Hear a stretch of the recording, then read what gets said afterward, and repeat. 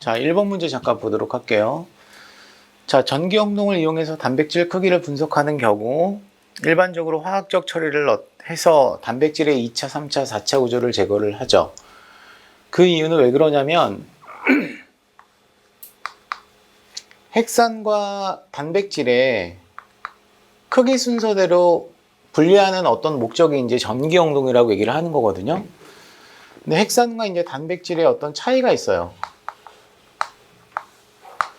일단은 구조를 봤을 때 핵산 같은 경우는 뭐 예를 들어서 DNA라고 합시다. 자, DNA 같은 경우는 이 구조 자체가 얘는 이중 나선 구조죠. 이중 나선 구조. 자, 이중 나선 구조는 실질적으로 이렇게 헬릭스 구조를 띄고는 있지만 그냥 단순화시키면 어떤 구조야? 직선이야, 직선. 아시겠죠, 그죠? 반면에 이제 단백질 같은 경우는 구조가 다양해요. 자, 다양하기 때문에 핵산에 비해서 저항의 차이가 크게 날 수 있어. 전기용동을 했을 때, 그지? 자, 두 번째는 얘네가 이제 전기용동을 이용하고 있다는 얘기는 전기장에서 얘를 밀어주거나 당기는 어떤 힘을 이용해서 영동을 하는 거거든. 그쵸? 그럼 얘네가 띄고 있는 어떤 전하가 있겠죠? 중성 분자를 전기용동할 수는 없기 때문에. 그쵸? 그래서 일단은 전하는 핵산 같은 경우는 음전하를 띱니다. 마이너스 전하를 띄어요. 자, 그거는 그 이유는 인산이기 때문에 그래. 인산이기 때문에. 아시겠죠? 그죠? 인산기가 실제로 당인산 골격을 형성한다라고 했을 때 걔가 이제 수용액 상태에서는 어떻게 돼? 이온화가 되거든. 이온화가 되기 때문에 어떻게 돼? 마이너스 전하를 띄게 되기 때문에 전체적으로 얘가 이제 플러스 극 쪽으로 이동을 하고 마이너스 극 쪽에서 밀어주는 어떤 효과가 생기는 거거든요. 근데 단백질 같은 경우는 플러스 전하를 띄고 있는 애도 있고 마이너스 전하를 띄고 있는 애도 있을 수 있고 그리고 전체적으로 소수성을 띄고 있는 어떤 전하도 존재할 수 있기 때문에 얘 같은 경우는 전하가 다양해.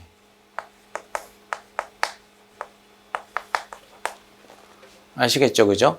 자, 그러면 핵산 같은 경우는 우리가 이제 전기용동을 할 때 비교적 통일성을 띠고 있다라고 얘기할 수 있거든요. 그죠? 얘는 통일성을 띠고 있는데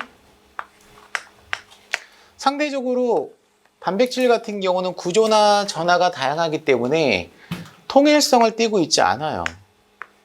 이것만 보더라도. 자, 그렇기 때문에 얘를 뭐 해줘야 돼? 변인 통제를 해줘야 돼.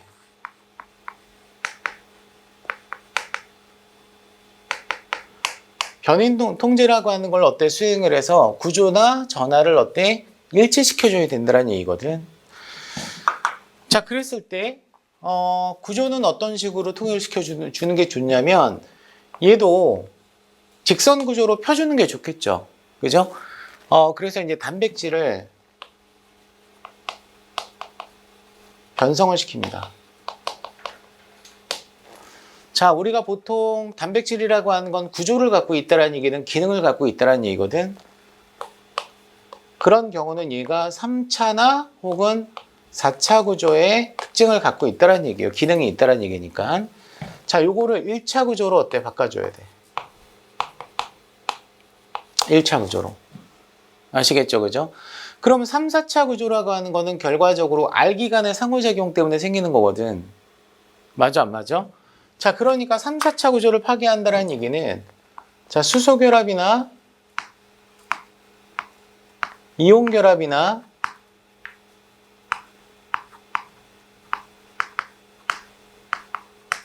그 다음에 소수성 인력이라고 하는 소수성 상호작용 그 다음에 이황화 결합과 같은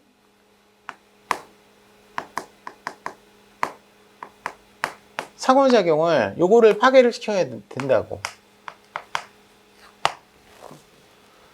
아시겠죠? 그죠? 근데 여기서 이제 수소결합과 이온결합과 소수성 상호작용이라고 하는 거는 비공유결합에 해당이 되고요. 이황화 결합은 유일한 3차 구조나 4차 구조를 형성을 할 때 공유결합에 해당이 된다라고 얘기할 수 있거든. 아시겠죠? 그죠? 잘 보이세요? 공유결합에 해당이 된다라고 얘기할 수 있거든요. 그죠? 그래서 이 공유결합을 파괴를 할 때는 반드시 뭐가 필요해? 환원제가 필요해. 환원제. 그지? 보통은 우리가 이제 우리가 시스테인과 시스테인이 무슨 작용기를 갖고 있냐면 멀캅토기라고 하는 SH를 어때 갖고 있어요. SH를. 혹은 티올기라고도 얘기하죠. 티올기. 그죠? 자, 여기다가 뭘 집어넣어줘? 여기 이제 효소를 집어넣게 되면 뭘 집어넣게 되면 효소를 집어넣게 되면 그게 바로 뭐냐면 세포 안에 있는 이황화 효소라고 얘기를 하거든요. 이황화 효소에 의해서 시스테인에 있는 멀캅토기가 이황화 결합을 어때 수행을 한다는 얘기예요. 이렇게 SS 결합을. 그죠? 그리고 나서 이제 수소가 떨어져 나가거든. 수소가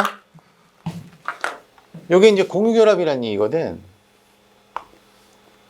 그럼 여기서 이제 수소가 떨어져 나갔기 때문에 수소라고 하는 게 전자랑 똑같은 거거든. 그럼 전자가 여기서 이제 이탈된 거잖아. 그럼 요 과정이 바로 뭐냐면 산화 과정이야. 아시겠죠? 그죠? 그러면 이 효소 반응을 통해서 산화가 일어난다는 얘기는 결과적으로 1차 구조의 단백질이 몇 차 구조로 바뀔 수 있다는 얘기예요. 3차 구조로 바뀔 수 있다는 얘기죠. 그죠? 그럼 요거를 우리는 뭐라고 얘기해? 단백질 가공이나 폴딩이라고 하는 접힘 과정이라고 얘기하거든. 자, 됐죠? 자, 그러면 우리가 요거를 다시 1차 구조로 어때? 변성을 시키기 위해서는 역반응을 수행을 해줘야 될 거 아니야. 맞지, 그지? 그러면 산화의 역반응은 환원이거든요. 됐죠? 그죠? 산화의 역반응이니까. 그지? 그럼 이때 필요한 게 바로 뭐가 있냐면 베타 멀캅토 에탄올이라고 하는 걸 처리를 합니다. 베타 멀캅토 에탄올이라고 하는 물질을 처리를 해서 요 시스테인과 시스테인 사이에 다시 H와 H를 어때? 부여를 해가지고 이황화 결합을 파괴시킨다라고 얘기할 수 있어. 그래서 위에 나와 있는 정반응은 이황화 결합이 형성되는 반응이고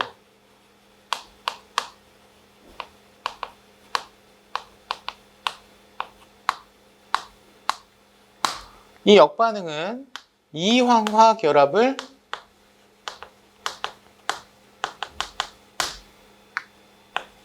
파괴시키는 반응이라고 얘기할 수 있거든.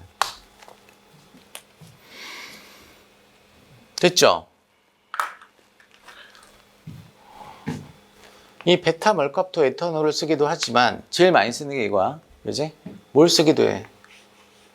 분생 공부하셨던 분들은 들어봤을 거야. DTT라고. 그지? 디트리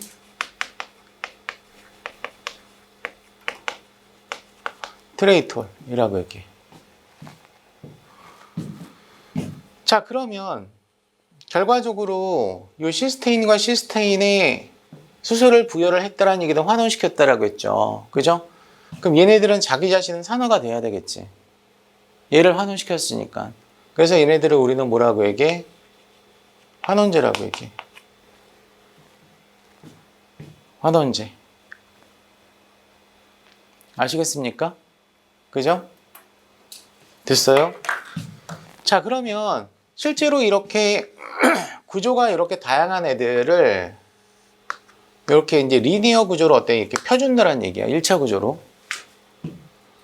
맞죠? 그러면 단백질은 아미노산의 중합체이기 때문에 여기가 N말단이라고 한다면 여기 C말단으로 어때? 존재하겠죠? 그럼 이 내부에 존재하고 있는 아미노산들은 어때? 20가지가 조합을 이루고 있을 거 아니야. 다양하게. 그럼 뭐 소수성도 있고 플러스도 있고 마이너스도 있고 개판이야 이거. 맞지 그지? 그러면 얘네들을 전하를 통일시켜야 될 거 아니야. 그래서 이때 요 비공유결합을 파괴하면서 음전하를 부여하는 물질을 처리합니다. 아시겠죠? 그죠? 걔가 누구야? 소디슘 소디움 도데시엘 설페이트라고 얘기해서 SDS라고 얘기를 해요. 아시겠죠? 그죠? 그래서 SDS를 처리하는 거예요. SDS. 소디움 도데시엘 설페이트를 처리를 하면 얘가 음전하를 띠고 있기 때문에 전하를 뭐 시킬 수 있어요? 이렇게 통일시킬 수가 있어요. 아시겠죠? 그죠? 그래서 우리가 이제 아미노산에 대해서 여러분들이 여러 가지가 나왔어요? 안 나왔어요? 나왔죠? 아미노산. 우리가 이제 아미노산은 단백질을 구성하고 있는 단량체의 역할을 하고, 그지? 우리가 이제 생체 조건에서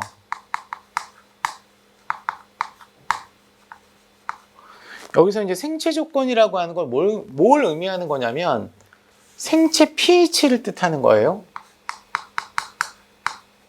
생물학에서 생체 조건이라고 하는 건 pH를 포함하고 있다라고 얘기할 수 있어. 그쵸? 알기에 따라 20가지 종류로 나눠서 얘기를 할 수가 있다, 없다? 있다. 잠깐 다시 한번 정리를 한번 해보면, 자, 첫 번째가 친수성 아미노산 중에서 전하를 띠고 있는 애가 있어요. 생체 pH에서. 분명히 생체 pH라고 했어. 대략적으로 한 중성 pH 6.0에서 한 7.0 수로. 그죠? 자, 전하형은 일단은 플러스 전하를 띠고 있는 친구랑 마이너스 전하를 띠고 있는 친구가 있죠. 이게 이제 중요한 게 뭐가 있냐면 아이소 일렉트리칼 포인트라고 해서 등전점이라고 하는 게 있어. 아미노산은. 그럼 pH가 바뀌잖아. 그럼 플러스 전하를 띠고 있는 애가 마이너스 전하를 뗄 수도 있다고. 그래서 pH를 조작을 했을 때, pH가 달라졌을 때 단백질이 뭐가 될 수도 있어? 변성이 될 수도 있어. 원래 구조랑 다른 어떤 구조로 바뀔 수가 있다고요. 그럼 기능을 상실할 수도 있어요. 그러니까 온도만 단백질을 변성시키는 게 아니야. pH의 어떤 변화도 그럴 수 있고 염 농도도 영향을 줄 수 있다는 얘기예요. 아시겠죠? 그죠? 변리사 문제가 10문제밖에는 안 되는데 어떤 파트에서 어떤 식의 문제, 어떤 난이도 나올지는 아무도 몰라. 아무도. 그래서 그냥 가볍게만 볼 수는 없기 때문에 잠깐 정리를 하면 플러스 전하를 띠고 있는 애가 아르기닌과 그 다음에 라이신, 리신이라고도 얘기하죠. 그죠? 그 다음에 누가 있어요? 히스티딘. 이 세 가지가 있어요. 자, 마이너스 전하를 띠고 있는 친구가 글루탐산이라고 하는 산자 들어가는 애가 있거든. 두 가지. 글루탐산하고 아스파르트산. 아스파르틱 애시드. 그죠? 얘네가 지금 뭐예요? 음전하를 띠고 있어요. 그래서 소위 얘를 우리가 염기성 아미노산이라고 얘기를 하고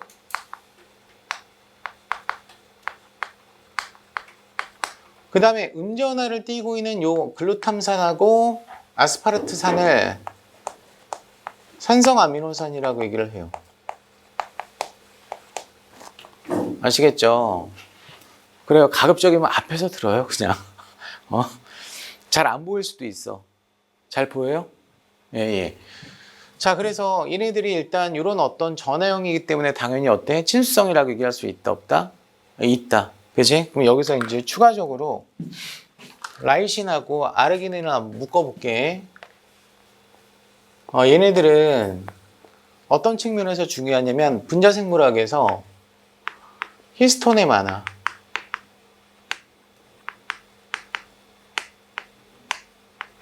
히스톤 단백질이 풍부해.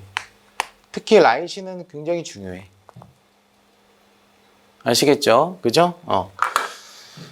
자, 두 번째는, 그러니까 얘가 지금 몇 가지가 나왔죠? 5가지가 나왔죠. 20가지 중에서. 그지? 자, 두 번째는 뭐가 있냐면, 전하는 띠고 있지 않아. 물도 전하형은 아니야. 극성이라고 얘기하지. 아시겠죠? 그죠? 극성 아미노산이 있어요. 극성 아미노산이 몇 가지가 있냐면 6가지가 있습니다. 6가지가 있거든요. 그죠? 자, 그러면 이거는 알기에 따라서 어때 구분한다라고 했잖아. 알기에, 그제? 요 작용기를 갖고 있는 친구가 있어. 하이드록슬기. 그제? 그 다음에 어떤 애가 있어? 멀캅토기. SH. 그제? 그 다음에 뭐가 있어? NH2. 이 세 가지의 작용기가 있거든. 자, 그런데 지금 이 염기성 아미노산도 NH2를 갖고는 있어. 근데 얘는 아미노기라고 얘기해. 아미노기. 아미노기는 질소의 비공유 전자쌍이 있는 거야. 얘는 없는 거야. 얘는 아마이드라고 얘기해. 좀 달라. 알았죠? 그래서 얘는 염기가 아니야. 그냥 전하만 띄고 있는 거거든. 자, 그러면 이 OH를 갖고 있는 친구가 누가 있냐면 트레오닌이라고 하는 친구가 있어요. 트레오닌. 아시겠죠? 트레오닌. 그 다음에 누가 있어요? 세린이라고 하는 친구가 있어요. 세린. 아시겠죠? 그죠? 그 다음에 수용체 중에 티로신이라고 하는 수용체 있거든. RTK. 티로신 인산화효소 수용체. 중요하거든, 걔가. 얘네가 OH를 가져. 자, 그 다음에 SH 멀캅토기를 갖고 있는 애가 누구예요? 방금 전에 얘기했었던 시스테인. 얘 하나밖에 없어. 그 다음에 NH2, 즉 아마이드를 갖고 있는 애가 누구 있어요? 글루타민이라고 하는 애가 있고, 아스파라진이라고 하는 애가 있어. 자, 됐어요? 자, 그러면 여기서 있잖아. 일단 얘네가 OH를 갖고 있지. 이 OH가 좀 중요해. 트레오닌하고 세린은, 그제? 이 OH를 갖고 있잖아, 지금. 우리 몸에 있는 세포에서 대사를 수행하는 애를 뭐라고 얘기해? 효소. 맞아? 효소는 주성분이 단백질. 다 익히 들어봤죠, 그죠? 그러면 효소가 어떤 물질 대사를 할 때 얘가 무조건 액티브 상태로 존재하진 않아. 인액티브 상태에서 신호를 받아가지고 호르몬과 같은 신호를 받아서 액티브 상태로 바뀌어. 그럼 혈당량을 조절하거나 막 그래. 맞아, 안 맞아? 그럴 때 대다수의 효소 같은 경우가 활성화가 될 때 단백질의 특정 아미노산의 인산기가 붙어. 이걸 우리는 뭐라고 얘기해? 단백질 인산화라고 얘기해. 그 효소가 인산화효소, 키나제라고 얘기하거든요. 카이네이스. 그지? 그럼 키나제가 OH 작용기에다가 붙인다고 보통. 단백질에 붙일 때. 그 주된 대상이 누구야? 아미노산 중에? 트레오닌과 세린이야. 그러니까 얘는 단백질 인산화 주된 부위라고 얘기할 수 있어. 아시겠죠? 그죠? 그러면 일반적으로 단백질이 인산화가 되면은 대부분이 반대인 경우도 있어요. 대부분이 뭐가 돼? 활성화가 되죠. 활성화가. 됐어요? 그래서 이 단백질 인산화 효소가 있어 없어? 있다고. 너무 많아 이게. PKA도 있고 PKG도 있고 PKC도 있고 많아 하여튼. 그래서 대부분은 어때? 활성화될 때 이 부위에다가 어때? 선택적으로 붙인다라고 얘기할 수 있다고. 자, 그러면 여기서 이제 타이로신이라고 하는 애 있잖아요. 티로신. 자, 티로신이라고 하는 친구는 이게 한글화로 나올 수 있지만 그냥 어때? 좀 익숙하라고. 티로신은 인산화가 안 돼요? 돼요, 여기도. 근데 얘는 일반적인 어떤 효소 단백질에 어때? 결합을 하는 게 아니라 얘는 수용체 단백질이야.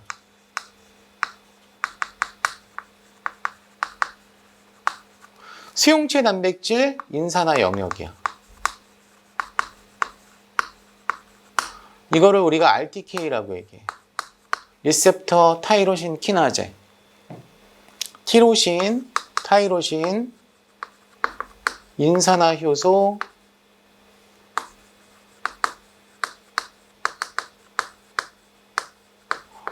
수용체라고 얘기를 하죠. 세포막 수용체 중에서. 아시겠죠? 그죠? 그러면 이 RTK에 해당하는 인산화효소 수용체가 뭐가 있을까? 종류가 많지 않기 때문에 이건 두 가지 외워, 그냥. 알았지? 첫 번째가 인슐린 수용체가 여기에 해당이 돼. 인슐린 중요하잖아. 혈당 조절할 때. 인슐린 수용체 어디 있어? 간에 있죠? 근육에 있죠? 지방 조직에 있죠? 뇌에도 있어요. 인슐린이 정상적으로 나오면 어때? 우리가 밥을 먹잖아. 포만감을 느껴. 그럼 인슐린이 제대로 어때? 감수성을 잃거나 적당량이 안 나오게 되면 당뇨라고 얘기하잖아. 그럼 포만 중추를 어때? 자극을 못하기 때문에 배고픔을 느껴. 그래서 당뇨병 환자들은 고혈당을 어때? 전부 다 어때? 쓸 수 없기 때문에 소변으로 어때? 당을 배출하면서 계속 허기를 어때? 느낀다라는 얘기야. 다식하고 막 그러잖아. 그리고 이제 갈증도 많이 느끼고. 인슐린 수용체에 또 하나가 뭐가 있어요? 성장인자 수용체. 중요해 이거. 성장인자 수용체. 성장인자가 뭐죠? 세포분열 촉진인자를 성장인자라고 얘기해. 알았지? 그러니까 세포분열도 신호 없이 하는 거 아니야. 저는 신호 없이 하는데요? 병원 가세요. 암이야. 알았지, 그지? 반드시 어때? 신호가 있어야 돼, 없어야 돼? G1기에 성장인자가 어때? 제공이 돼야지만 G1기가 돌아가는 거야. S기, G2기 이렇게. 이 두 가지는 RTK 수용체라고 하는 거 좀 알아두실 필요가 있어요. 아시겠죠, 그죠? 그러면 이 성장인자의 종류 몇 개 알아볼까?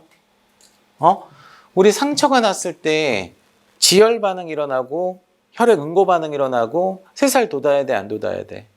돋아야 되겠지. 그러면 성장인자가 분비가 된다는 얘기지. 상처가 났을 때. 그게 어디 있어? 혈소판에 있어.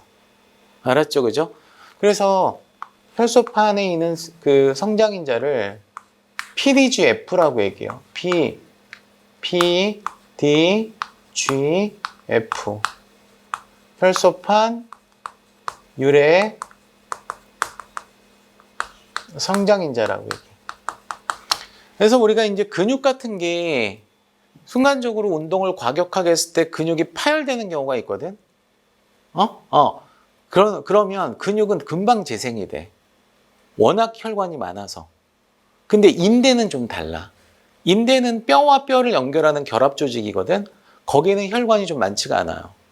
그래서 인대에 손상이 일어나거나 그러면 특히 이제 나이 드신 분들 같은 경우는 자가 혈소판을 어때? 수혈해가지고 어때? 치료하는 게 있어요. 그만큼 재생 능력이 어때? 얘하고 상관이 있다는 얘기거든. 자, 또 하나는 뭐가 있냐면 또 하나는 IGF라고 하는 게 있어. IGF. 요거는 인슐린 유사 성장인자라고 얘기해. 인슐린 라이크 그로스 팩터라고 얘기하거든. 그럼 얘가 하는 역할은 상처 재생이야. 얘가 하는 역할은 뭐야? 성장이야, 요거는. 자라는 거 있잖아, 실제로. 개체가 커지는 거. 전체적인 개체 생장하고 상관이 있어요. 자, 됐어요? 자, 그 다음에 또 하나가 뭐가 있냐면 EPO라고 하는 게 있어요. EPO. 그치? 얘는 적혈구 생성 촉진 인자. 그럼 표적세포가 뭐가 되겠어요, 얘는? 응? 골수야, 골수. 알았죠, 그죠? 그래서 얘는 적혈구 수치를 업시키는 거죠. 맞죠? 그죠? 다른 말로 에리트로 포이에틴이라고 얘기해. 에리트로 포이에틴.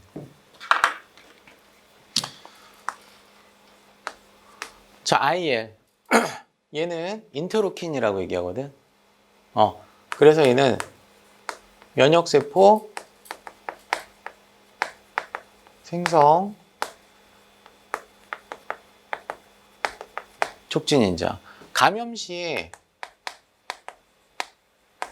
백혈구 수치를 증가시킵니다. 이런 게 지금 뭐예요? 성장인자예요. 아시겠죠? 그죠? 넘어갈게요. 그리고 이 트레오닌과 시스테인이라고 하는 세리닌이라고 하는 거에 또 다른 어떤 특징. 우리가 단백질이 만들어지게 되면 올리고당이라고 하는 게 붙잖아. 맞아, 안 맞아? 올리고당이 붙는데 소포치에서 한번 붙을 수 있고 골지체에서 한번 붙을 수 있거든. 골지체에서 붙는 영역이야. 여기서 올리고당은 분비 단백질 같은 경우에 소포체에서 일단 붙여요. 그럼 어디로 가라는 얘기야? 야, 너 골지체로 가. 이런 신호야. 그 올리고당이. 그럼 골지체로 갈 거 아니야. 그럼 골지체로 가면 그 당이 필요 있어? 상식적으로 생각해. 필요 없잖아. 이미 목적지에 왔으니까 그 당은 필요가 없잖아, 이제. 그 주소는 필요가 없잖아. 그 주소를 떼고, 야, 이제는 분비로 가. 그 신호를 붙여야 돼, 안 붙여야 돼? 다른 올리고당을 어때? 붙인단 말이야. 그럼 올리고당이 어디에 붙어야 돼? 아미노산에 붙어야 되는데 얘 여기에 붙는다고. 아시겠죠? 그죠? 그래서 이거를 뭐라고 얘기해? 당화라고 얘기해. 당화. 알았죠? 근데 얘가 지금 글리코시드 결합을 통해서 어때? 당화가 일어나기 때문에 오연결 당화라고 얘기를 합니다. 이게 어디서 일어난다고요? 골지체에서.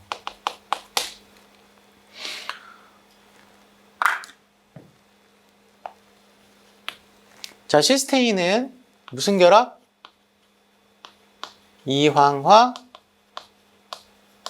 결합을 수행하죠. 그죠? 그래서 단백질 3차 구조의 밑그림을 그려요.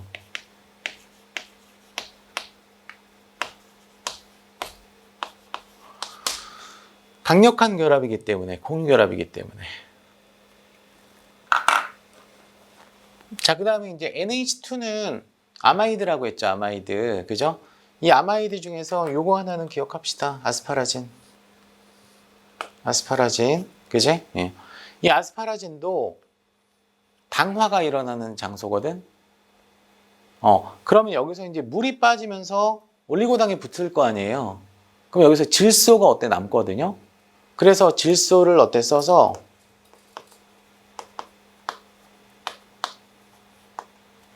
N연결 당화라고 얘기해. 이거는 조면소포체에서 일어나.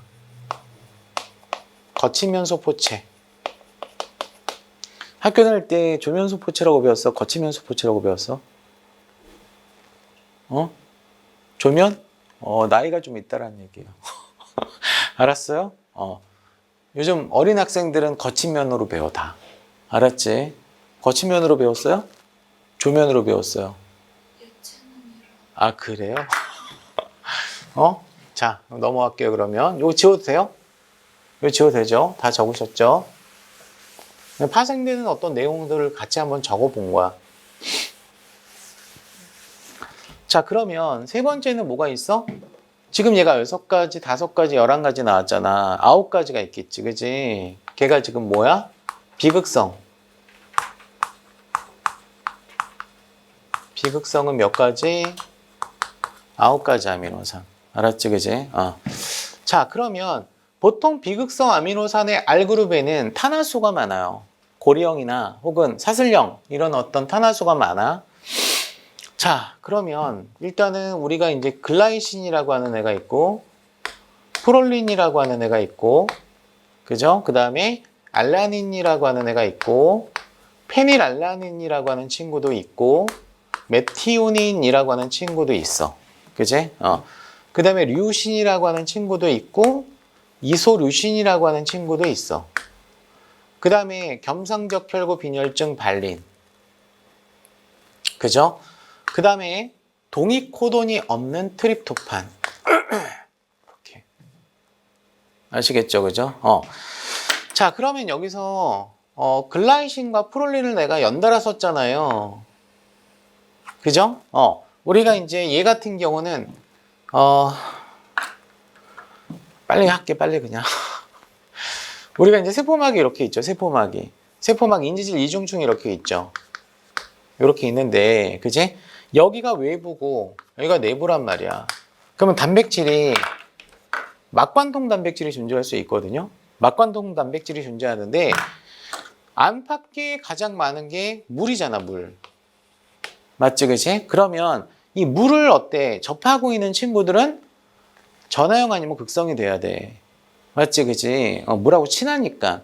근데 이 인지질층을 관통하는 친구도 있을 거 아니야? 얘네들은 지방산과 어때? 상호작용을 해야 되는 특성을 갖고 있어서 소수성 아미노산이 많거든? 그래서 이렇게 알파 헬릭스 구조를 어때? 이렇게 띄고 있다고. 이렇게. 요렇게.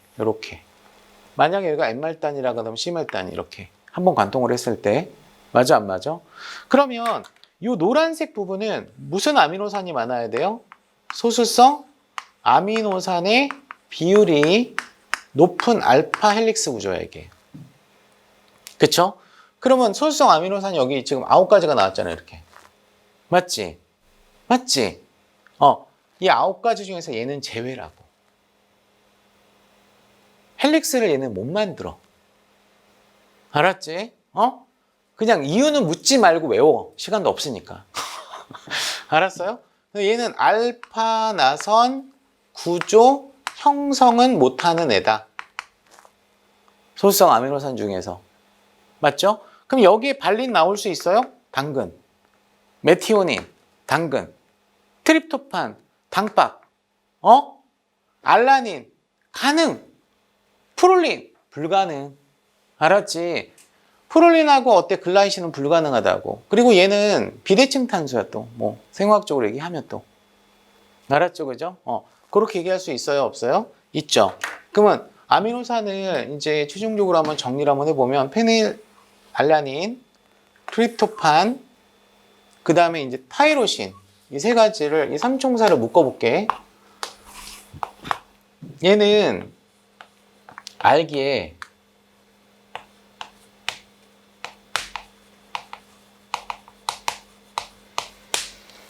벤젠링을 가져요. 벤젠고리를 갖거든. 이 벤젠고리나 고리 탄화소가 있잖아. 그러면 자외선에 대한 흡광도가 높다. 뭐에 대한 흡광도가 높다고? 자외선에 대한 흡광도가 높다. 그래서 우리가 DNA가 자외선에 취약할 수밖에 없는 거야.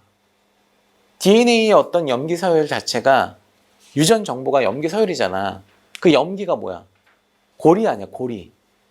그치? 그 고리가 자외선의 특정 파장을 받았을 때 흡광도가 높으면 그 고리가 화학적으로 변형이 일어날 수 있어요, 없어요? 있거든요. 그래서 결과적으로 DNA를 손상시킬 수 있는 게 자외선이야. 알았죠? 맞습니까? 그죠? 그러면 이 벤젠링을 갖고 있기 때문에 흡광도가 어때? 자외선 흡광도가 높겠지. 그게 280 나노미터라고 얘기해. 그래서 이렇게 써. A280. 그래서 A280 흡광도가 높다. 만약에 어떤 생체 구분자가 있는데 280 나노미터에 대한 흡광도가 높대. 그럼 무조건 뭐야? 단백질이야, 걔는. 알았어요? 자, 참고로 자, A 260 나노미터의 흡광도가 어떤 생체 구분자가 높다. 그럼 이건 뭐죠? 핵산이에요. 알았죠? 둘 다 자외선 영역인데 얘는 핵산이라고. 얘는 이 세 가지가 있기 때문에 단백질이라고 이게. 단백질 흡광도라고 얘기할 수 있다고.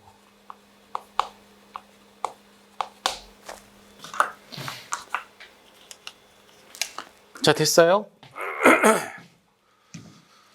자, 그러면 지금 이렇게 전하를 통일시켜주고 구조를 통일시켜가지고 응동을 해야 되겠죠. 자, 그러면 환원제를, 여기서 환원제는 뭐가 되는 거죠? 베타, 멀캅토, 에탄올을 쓰거나 혹은 디트레이토를 어때 써가지고, 그지? 1차 구조로 바꿔야 되겠죠? 누가 되겠어요? 당연히 시스테인이죠.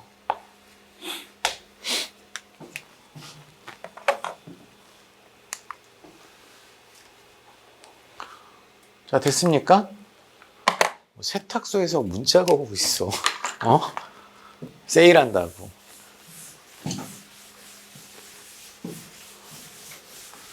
자, 다음 중 탄수화물에 대한 어떤 기능이에요. 생체 구분자에서 이제 탄수화물이 있고 단백질이 있고 뭐가 있어요? 핵산이 있고 지방 같은 경우는 우리는 뭐라고 얘기해? 진정한 중합체는 아니라고 얘기해. 왜냐면 지방은 지방산 세 개와 글리세롤 하나면 어때? 중합체가 만들어지니까. 일반적으로 중합체라고 하는 건 단량체가 억수로 많이 모였을 때 중합체라고 얘기하는 거지. 그냥 깍두기로 껴주는 것뿐이야. 지방은. 알았죠? 그죠? 자, 그러면 일단 탄수화물은 세포 내에 에너지 연료로 쓸 수 있습니까? 그쵸? 그죠? 자, 에너지 연료. 이 에너지 연료. 이거를 뭐라고 얘기해? 에너지원. 심플하게. 중고딩도 아는 용어. 그지? 그리고 다른 표현으로 하면 뭐야, 이거? 좀 약간 유식하게. 호흡기질. 그쵸? 호흡기질. 자, 됐습니까? 그죠? 그러면 실제로 탄수화물은 주된 에너지 연료로 어때 사용할 수 있는 특징을 갖죠. 그쵸?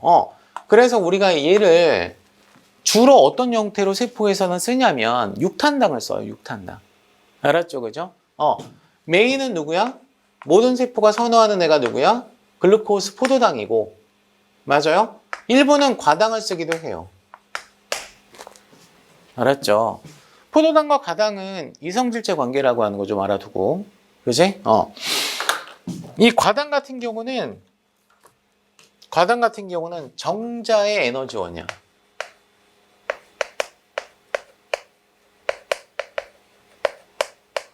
포도당은 대부분의 세포의 에너지원이고 과당은 정자세포의 에너지원이라고 얘기할 수 있어 없어? 있다고. 그러니까 따라서 틀린 거 아니죠. 맞습니까? 자, 그 다음에 이제 두 번째는 세포 내 중간 대사 물질로 작용한다. 라고 나왔어, 안 나왔어? 나왔지, 그지? 자, 에너지원으로 쓴다는 얘기는 반응물로 쓴다는 얘기예요. 반응물이나 생성물은 우리한테 많이 익숙해요. 기본적으로 화학 반응식 쓸 때 중간 단계는 생략하더라도 어때? 처음 물질과 마지막 물질은 일반적으로 써주잖아. 근데 중간 물질은 생소한 게 많아. 왜냐하면 중간에 어때? 잠깐 등장했다가 사라지기 때문에. 그쵸? 요것도 탄수화물 중에서 어때? 중간 대사 물질이 있을까 없을까? 있어요. 그죠? 그 중에 하나가 뭐가 있냐면 G3P라고 하는 친구, 그 다음에 DHAP라고 하는 친구. 맞죠? 자, 얘네들을 우리는 모두 뭐라고 얘기해? 트라이오스, 3탄당 인산이라고 얘기해요. 3탄당 인산. 그러니까 3탄당이라고 하는 순수한 형태를 어때? 우리가 쓰는 게 아니라 인산기를 붙여서 보통 써. 아시겠죠? 그죠? 자, 그러면 이 G3P라고 하는 친구를 다른 표현으로 뭐라고도 얘기해? PGAL이라고도 얘기하거든. 그래서 얘를 글리세르 알데히드 3인산이라고 얘기를 해요.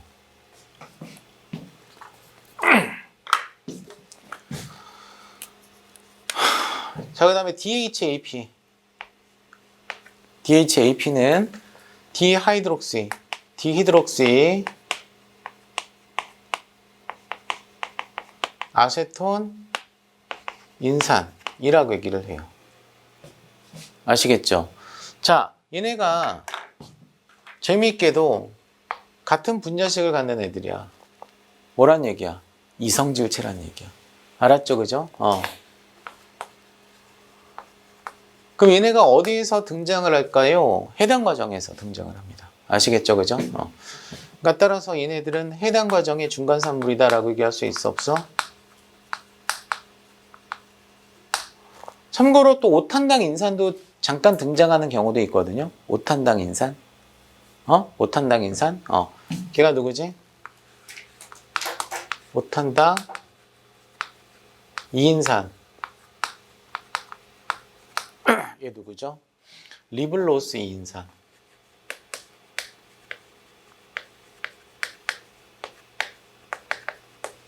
리블로스 2인산. 이 리블로스 2인산을 약자로 어떻게 쓰죠? RU, BP. 들어봤지? 이거 어디서 나오지? 광합성 안반응, 켈빈 회로의 중간 물질이지. 알았죠? 그죠? 대사 중간 물질이에요. 자, RNA와 DNA 구조적인 뼈대 역할을 합니까? 당근이죠. 그죠? 누구예요, 얘가? 5탄당이죠. 5탄당 중에서 RNA를 구성하는 애가 라이보스, 리보스고, DNA를 구성하는 애가 디옥시 리보스 라고 얘기를 하죠. 그죠?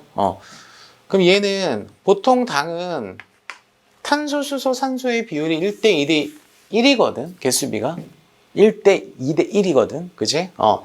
얘가 전형적인 C5H10O5 얘거든. 근데 얘가 이제 디옥시라고 하는 접도가 붙었잖아. 그럼 리보스에서 산소 하나가 탈락됐다는 얘기잖아. C5H10 얘는 O4 이렇게 되는 거지. 얘가 훨씬 안정해요. DNA에 있기 때문에. 그지? 그래서 얘는 DNA의 당인산 골격, 얘는 RNA의 당인산 골격, 혹은 NTP, 에너지원 이런 걸 만들죠. 그죠? 그리고 이제 NTPs 쓸게. NTPs는 자, ATP라고 하는 애가 있고요. 많이 들어봤죠, ATP. GTP라고 하는 애가 있고요. CTP라고 하는 애도 있고요. 그 다음에 UTP라고 하는 애가 있죠. 아시겠죠, 그죠? 너무 많이 써? 근데 끝나 2번밖에 안 하네. 자, 빨리 봅시다. ATP는 뭐예요? 생체 내 대다수의 에너지원이에요. 대부분의 대사에 이용하는 에너지야. 에너지라고 쓸게, 이거. 에너지. 아시겠죠, 그죠? 자, 그런데 GTP는 리보솜에서 단백질 합성할 때 쓰는 에너지야. 그 다음에 CTP는 지질 합성할 때 쓰는 에너지야. UTP는 다당류 합성할 때 쓰는 에너지. 알았지? 그지? 동화대사 이용해.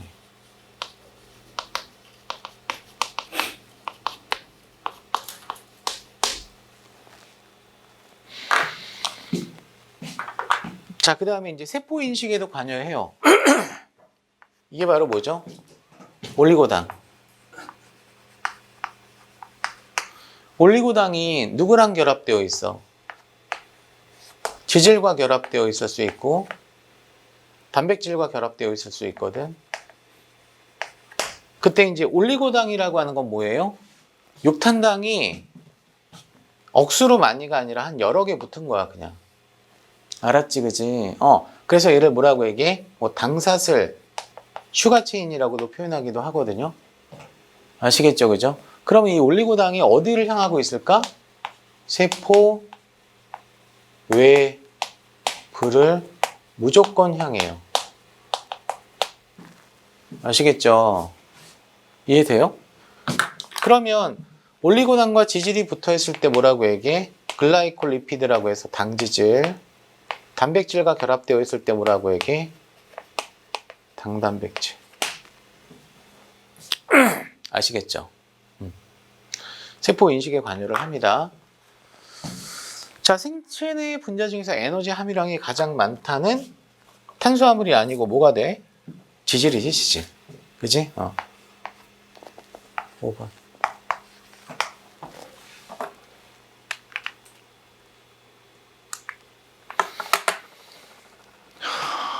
자, 3번 볼게요. 3번.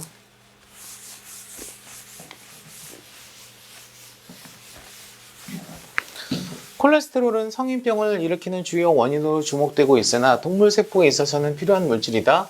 다음 중 설명이 틀린 것은? 이라고 나왔거든요. 자, 콜레스테롤이 우리 몸에서 문제가 될 수 있는 이유는 뭐 때문입니까? 있어야 할 곳에 없을 때 문제가 되는 거야. 그 있어야 할 곳에 있으면 안 되는 곳이 어디예요? 혈관이에요, 혈관. 알았죠, 그죠? 그러면 콜레스테롤은 우리 몸에서 어떤 기능을 하며 어떤 중요한 역할을 할까요? 우리 몸에서 콜레스테롤을 합성하는 장소가 어디지? 간이야, 간.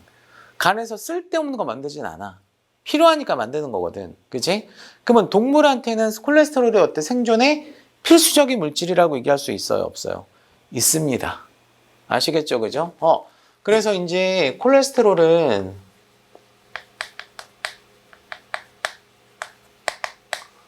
동물만 갖고 있고, 그죠? 동물만 갖고 있고, 또 하나는 간에서 생성이 됩니다. 아시겠죠? 그죠? 그러면 콜레스테롤이 만들어지는 장소가 어디냐면 SER이야. SER이 어디야? 활면소포체. 지질대사는 활면소포체에서 다 하거든요. 그러니까 간은 1차적으로 활면소포체가 발달되어 있다라고 하는 거. 활면소포체의 또 다른 기능 중에 하나는 당대사, 또 하나의 기능은 칼슘 저장, 또 하나의 기능은 해독작용. 알았지, 그지?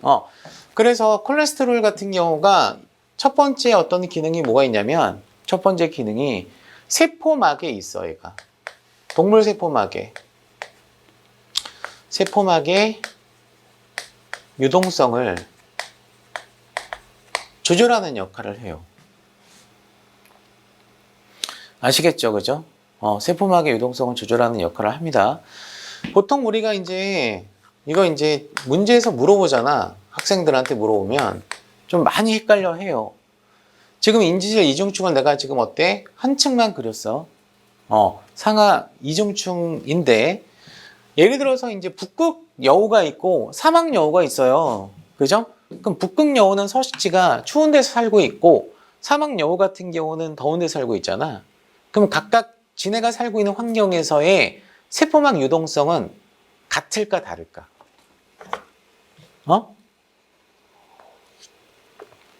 북극 여우가 살고 있는 북극 지방에서 북극 여우의 세포막의 유동성, 다시 얘기할게. 사막 여우가 살고 있는 땡볕에 있는 더운 지역에서의 사막 여우의 세포막의 유동성은 같을까 다를까? 같아야 돼. 같아야 된다고. 그러면 주변 환경의 온도에 의해서도 약간 유동성은 변할 수 있잖아. 맞죠? 그러면 북극 여우는 온도가 낮은 환경에서 어때? 살고 있기 때문에 유동성을 증가시킬 수 있는 요인이 커야 돼. 온도가 낮은 상태에서 유동성이 있어야 되니까. 그래서 불포화 지방산 함유량이 많아야 되고 콜레스테롤 함유량이 적어야 돼. 상대적으로 더운 지방에 살고 있는 동물들의 어떤 세포막의 유동성은 조금 패킹이 있어도 온도가 높기 때문에 유동성을 확보할 수 있거든. 그럼 포화지방산의 포화도가 높고 콜레스테롤 수치가 많아도 돼. 아시겠죠? 그죠? 그런데 이런 꺾인 구조에 해당하는 불포화지방산이 예를 들어서 지금 북극여우가 사막여우의 초대를 받아가지고 사막으로 여행을 간 거야. 처음에는 좀 약간 힘들겠지만 좀 있으면 또 얘네들도 땀 흘리면서 좀 지낼 수 있겠죠? 그러면 그 온도에서 이 꺾인 구조를 펴야 될 거 아니야. 왜? 온도가 높으니까. 불포화를 포화로 바꿔야 될 거 아니야. 근데 그거 자체가 뭐지? 화학 변화거든. 그럼 복잡하다고. 에너지 소모도 많고. 그래서 여기에다가 콜레스테롤을 껴주는 거야. 그래서 콜레스테롤을 껴주게 되면은 소수성 인력이 증가하기 때문에 유동성을 뭐 할 수 있어? 감소시킬 수 있어요. 아시겠죠? 그죠? 그죠? 그래서 세포막의 유동성을 조절할 수 있는데 예를 들어서 X축을 주변 온도라고 놓고요. Y축을 유동성이라고 한다면 온도가 증가함에 따라서 유동성은 어떻게 되죠? 당연히 증가하지. 열에너지는 운동에너지하고 똑같았잖아. 맞지? 근데 요거는 뭐만 고려했을 때야? 인지질만 고려했을 때라고. 됐어요? 자, 그런데 콜레스테롤이 있잖아? 이렇게 바뀌어. 여기 추가적으로 목까지 있을 때 콜레스테롤까지 있게 되면 얘가 이렇게 바뀌어. 그러면 실제로 얘가 이 교점이 중요한 건 아니에요. 이 교점보다 어때? 온도가 높을 때가 그냥 우리가 일반적인 어떤 생물이 살아가는 온도라고 합시다. 알았죠? 상온이라고 어때? 그냥 표현할게. 반면에 이거는 뭐예요? 급저온. 아주 추운 상태. 맞아? 그러면 상온에서는 유동성을 증가시켜요? 감소시켜요? 감소시켜요. 콜레스테롤이. 알았죠? 그죠? 그러니까 보편적으로 물어볼 때 감소시킨다라고 해도 돼. 왜 유동성이 감소가 되지? 아까 얘기했잖아. 밀도가 커진다고. 소수성 상호작용이 증가한다고. 콜레스테롤이 유동성을 이 온도 구간에서 감소시켜. 그 말은 소수성 상호작용을 증가시켜서 여기에 이제 껴들어가는 애들이 있으니까, 그치? 맞아요?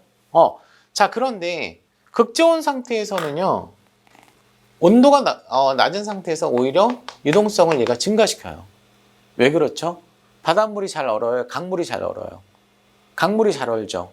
바닷물은 어는 점이 낮죠. 이유는 불순물 때문이죠. 불순물 때문에 그래요, 얘가. 알았죠? 그죠?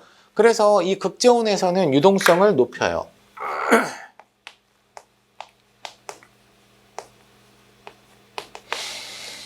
자, 됐습니까? 이 말은 상태 변화, 뭐 한다는 얘기야? 억제시키는 역할을 해요. 그러니까 세포막이 어는 걸 방지해 주는 거야. 자, 됐어요? 자, 두 번째. 뭘 또 만들지, 얘가? 그치, 스테로이드를 만들지. 스테로이드 계열의 호르몬에 뭐예요? 전구체죠, 전구체. 자, 스테로이드 계열의 호르몬은 콜레스테롤로부터 어때 만들어지거든? 대표적으로 뭐가 있지? 부신에서 나오는 부신피질 호르몬. 부신피질 호르몬, 그지? 우리가 이제 보통 얘기하는 코티졸. 그 다음에 알도스테론. 그쵸? 그 다음에 여기서 이제 안드로겐도 나와. 안드로겐은 남성 호르몬의 어떤 거야? 총칭. 그러니까 여자도 이게 나와. 근데 여자는 에스트로겐 때문에 어때? 상쇄가 되는 거야. 알았죠? 그래서 폐경 이후에 어때? 여성이 남자보다 더 용감해지잖아. 그쵸? 그 다음에 또 뭐 있죠? 성호르몬 있죠? 성호르몬. 남성 호르몬, 테스토스테론. 여성 호르몬, 에스트로겐. 그쵸? 대표적으로. 그 다음에 칼슘 흡수에 관여하는 비타민 D. 뭐 등등 이런 역할을 하죠. 자, 그러면 설명 중 틀린 거 물어봤어요? 안 물어봤어요? 물어봤거든요. 생체막을 이루고 있는 구조 성분으로 어때? 필요하다? 필요 없다? 필요하다. 동물세포에서는 필요하다. 그지? 부신피질 호르몬을 만들어주는 어떤 전구체로 필요하다? 안 필요하다? 당연히 필요하다. 그지? 됐어요? 자, 비타민 D의 전구체로 필요하다? 안 필요하다? 필요하죠. 그쵸? 그 다음에 갑상선 호르몬의 티록신의 전구체로 필요하다? 자, 여기서 중요한 거는 갑상선 호르몬 티록신은 지용성 호르몬은 맞거든? 근데 스테로이드 계열은 아니야. 아민계 호르몬이야. 이건 아민계. 알았죠? 콜레스테롤로 만들어주는 게 아니라고. 얘는 티로신이라고 하는 어떤 거 아미노산과 아이오딘이 어때? 합쳐져서 만들어져. 아시겠어요? 일단 답은 나왔어. 틀린 거.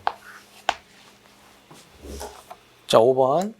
생체막의 유동성 조절에 필요합니까? 필요하죠. 얘기했잖아요. 그쵸?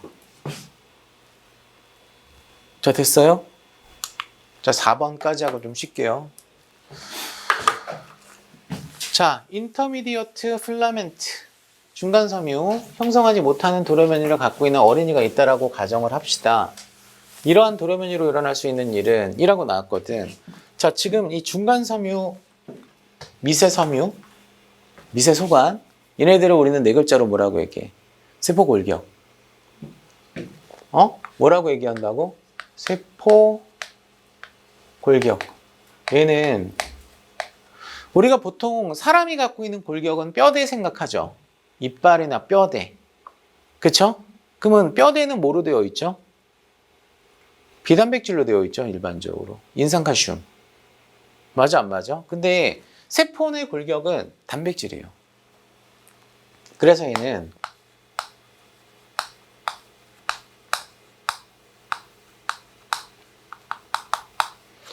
단백질 중합체라고 얘기할 수 있어요. 아시겠죠? 일단은 첫 번째 미세소관, 두 번째 미세섬유,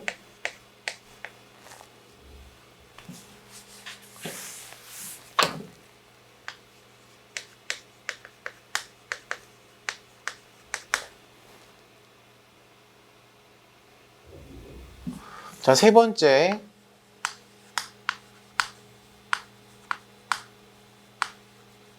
중간섬유.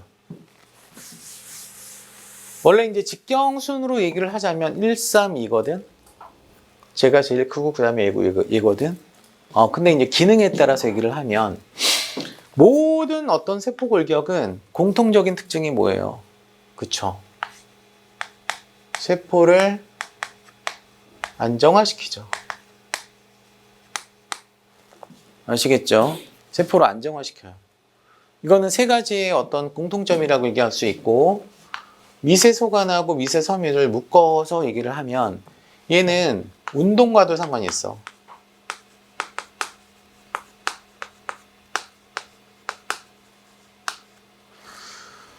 세포 내외의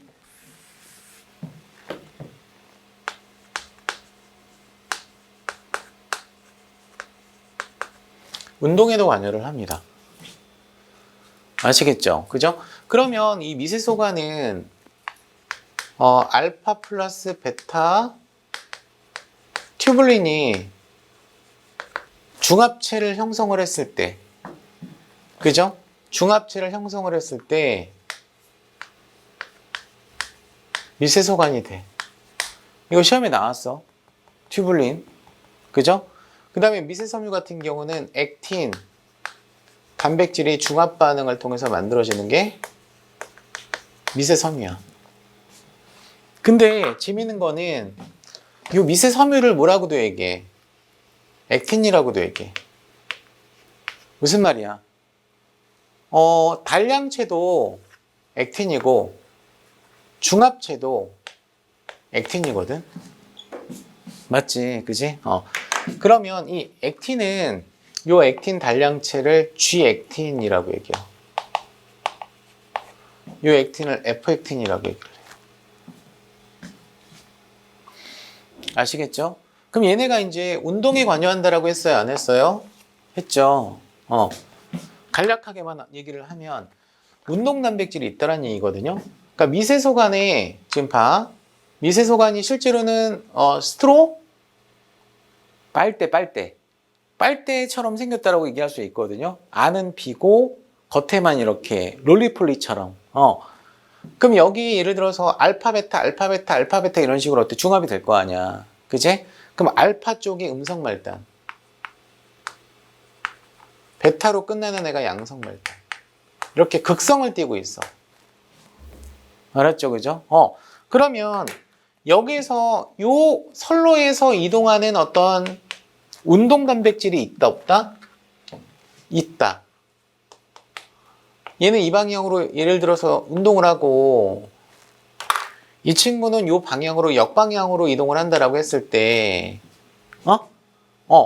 요 음성 말단 쪽으로 가는 요 친구를 우리는 뭐라고 얘기해? 디네인이라고 얘기해. 디네인. 알았지, 그지? 그 다음에 양성 말단 쪽으로 이동하는 요 단백질을 뭐라고 얘기해? 키네신이라고 얘기해. 알았지, 그지? 그럼 우리가 세포 내에서 양성 쪽과 음성 쪽이 어딘가요?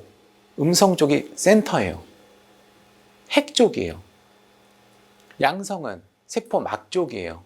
그럼 우리가 보통 봤을 때 소포체에서 소포체에서 이제 소낭으로 떨어져 나가지. 그지? 소낭으로 단백질이 이렇게 이동을 하지. 이렇게. 그래서 얘가 골지체에 씻으면 어때? 결합을 하죠. 맞죠? 그럼 여기가 무슨 쪽이야? 핵 쪽이잖아. 음성말단 쪽이고 이쪽이 양성말단 쪽이다. 이쪽이 세포막 쪽이니까. 맞아 안 맞아? 이때 소낭이 알아서 가겠어? 아니지. 이거 키네신이 이동시켜준다고. 알았죠? 만약에 역방향으로 갈 때는 디네인이, 이 방향으로 갈 때는 키네신이. 오케이? 방향성이 있다라고 하는 거.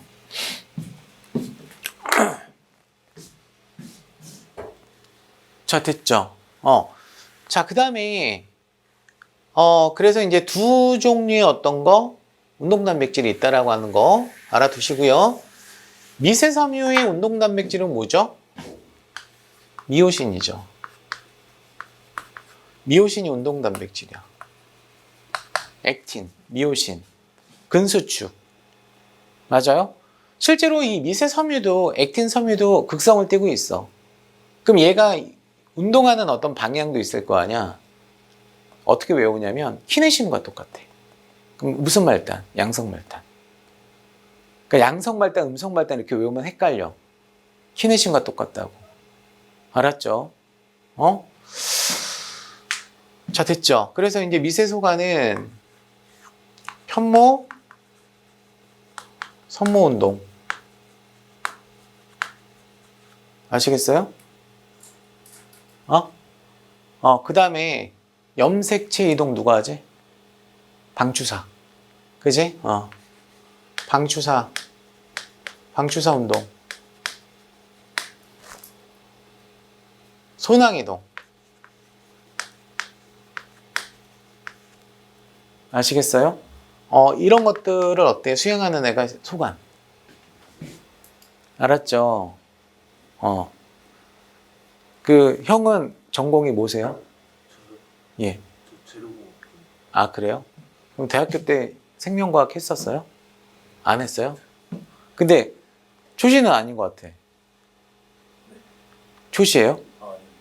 이거 공부는 한 적 있죠? 이거 변리사 공부할 때. 그쵸? 분자생물학에서 모기울의 세포질 결정인자라고 들어봤어? 안 들어봤어? 그러니까 뭐냐면 보통은 발생 과정에서 내 유전자가 내 몸의 패턴을 만들어줄 거라고 생각하잖아? 근데 일부는 발생 초기에는 엄마가 있는 엄마의 어떤 그 난자에 있는 세포질에 메신저 RNA가 형태를 만들어주는 어떤 유전자가 있어. 그걸 뭐라고 얘기해? 모계율의 세포질 결정인자라고 얘기를 해. 그래서 초파리 그 실험에서 초파리의 머리를 형성해주는 유전자를 비코이드라고 얘기하거든. 그 비코이드가 머리 형성되는 부위 쪽으로 극성 이동을 한다고. 그때 미세소관을 따라서 이동하기도 해. 그래서 뭐 좀 약간 디테일 가면 그런 어떤 메신저 RNA 모계율의 세포질 결정 인자 이동에도 관여를 해. 미세소관이. 자, 미세섬유는 근육수축. 그죠? 이거 많이 들어봤죠? 근수축. 자, 두 번째는 뭐 있을까요? 수축환 형성. 동물세포의 세포질 분열할 때. 그죠? 그 다음에 위족운동. 뭐라고 하지? 아메바 운동이라고 들어봤어요? 백혈구 운동. 그 다음에 식물세포의 세포질 유동 등. 하여튼 이렇게 돼. 됐습니까? 근데 이제 중간섬유는, 그러니까 우리가 이제 미세소관과 미세섬유는 건물을 지지해주는 역할도 하지만 건물 내에서 어떤 거 엘베나 어떤 역할도 해? 에스컬레이터 역할도 하는 거거든. 운동에 관여하는 거거든. 그치? 근데 이제 중간섬유는 그냥 콘크리트나 철근 같은 거야. 알았지? 그러니까 움직이지 않는 거야. 그래서 얘 같은 경우는 세포 내의 영구적인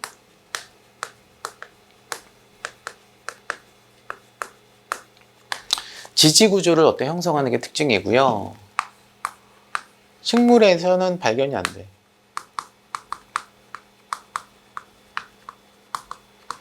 그럼 식물은 중간섬유가 없어도 된다는 얘기네. 이유는 세포벽이 있어서 그런 거야. 알았지, 그치? 발견이 안 되니까 없다라고 얘기하는 겁니다. 됐죠? 그죠? 그래서 이 중간섬유는 몇 개 좀 알아도, 우리가 이제 핵막이 몇 중막? 이중막이잖아, 이중막. 그지? 근데 외막과 내막이 이렇게 붙잖아. 이렇게, 그지? 이 안쪽에, 여기를 뭐라고 얘기해? 핵막 하층이라고 얘기해. 뭐라고 얘기한다고? 핵막 하층에 중간섬유가 있거든요. 걔를 우리는 뭐라고 얘기해? 라민이라고 얘기해.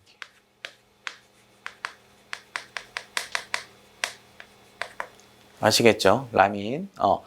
그럼 우리가 이제 핵이 보일 때, 핵막이 있을 때 보이는 거죠. 맞아, 안 맞아? 근데 핵막이 사라지는 경우도 있죠. 그쵸? 핵막이 사라질 때는 염색체가 보이지, 대신. 맞아, 안 맞아?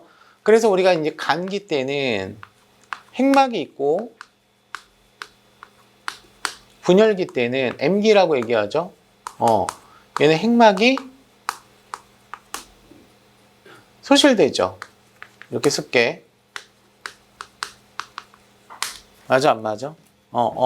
그러면 핵막이 소실되거나 핵막이 재생이 될 때, 핵막 소실이 될 때는 요 라민 단백질에 인산화가 돼.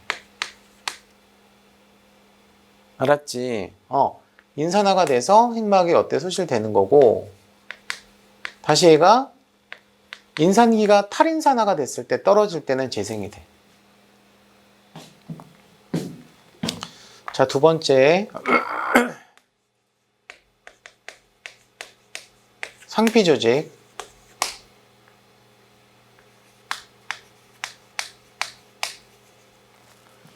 우리가 이제 동물의 조직에서는 근육 조직과 결합 조직이 있죠.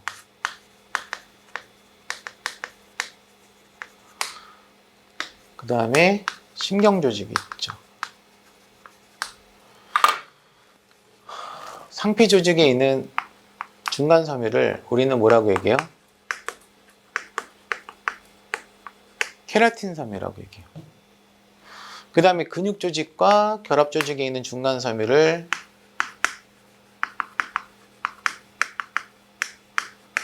비멘틴 섬유라고 얘기를 해요. 그 다음에 신경 조직에 존재하고 있는 그 중간섬유를 신경 조직이라고 얘기합니다.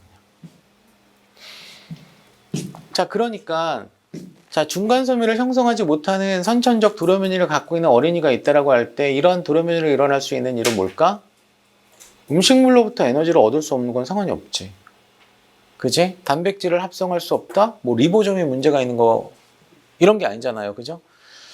세포 내의 어떤 핵이나 세포 소기관이 세포 내에서 어때? 픽스가 안 되고 표류할 수 있어 없어? 있다고. 한 번이죠. 그죠? 4번 보기는 골격 근육의 수축이 일어나지 않는다. 골격 근육의 수축은 미세섬유에 어떤 문제가 있을 때, 세포 내 한쪽에서 다른 쪽에 단백질 이동이 일어나지 않는다. 미세소관에 문제가 있거나 DNA 키네신에 문제가 있을 때지. 그러니까 따라서 여기서는 몇 번? 3번이라고 얘기할 수 있어요. 좀 쉬었다 할게요.